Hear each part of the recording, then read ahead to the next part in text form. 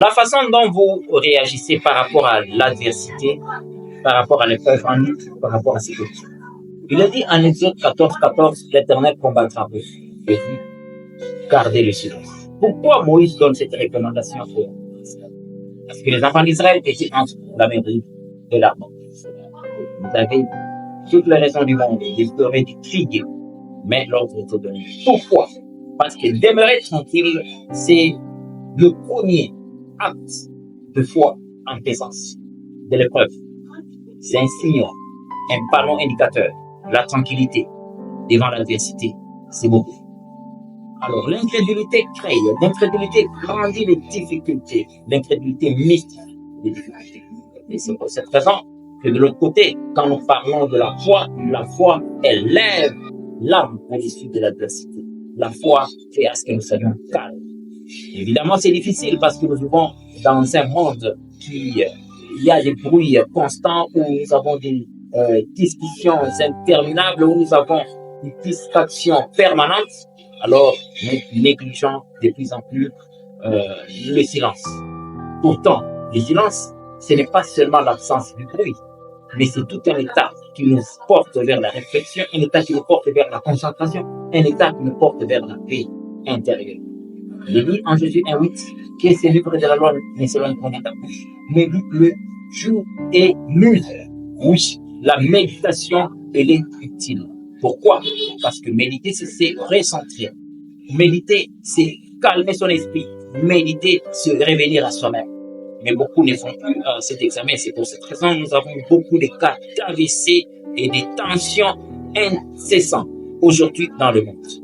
Alors, nous devons vraiment avoir la foi, comme le dit Hébreux 11:6. Sans la foi, il est impossible d'être agréable à Dieu. Comme le dit Romains 1:17, que le juste ne vit que par la foi. Alors, quand l'incrédulité est chassée, alors Dieu peut entrer en scène. C'est pour cette raison qu'il faut commencer par chasser l'incrédulité.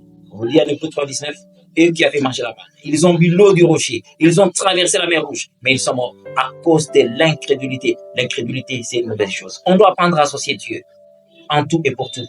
Josué 6, au verset 7, nous voyons Josué remporté sur Jéricho. Il avait associé Dieu en détail. Mais quand nous arrivons à Josué chapitre 7, au verset 3, par rapport à la ville de Haï, Josué n'a pas associé Dieu. Vous connaissez la suite, c'était la défaite.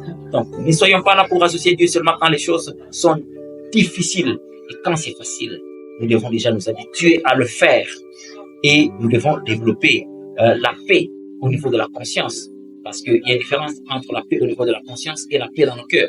La paix au niveau de la conscience, c'est quand nous sommes conscients des accomplissements de Christ. Comme le dit Colossiens 2:14, il a effacé l'acte dont les ordonnances nous condamnaient en le clouant à la croix. Comme nous dit Matthieu 8:17, il a pris nos infirmités, il s'est chargé de tout ce qui ne marche pas.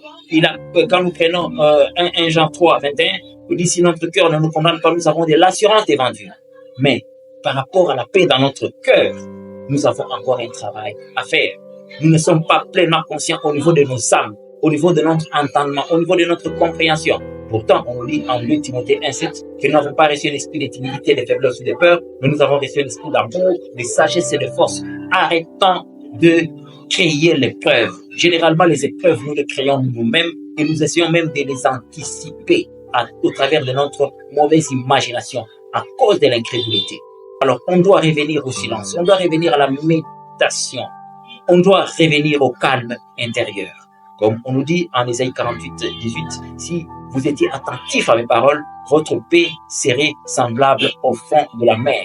Imaginez la tranquillité qu'il y a au fond de la mer.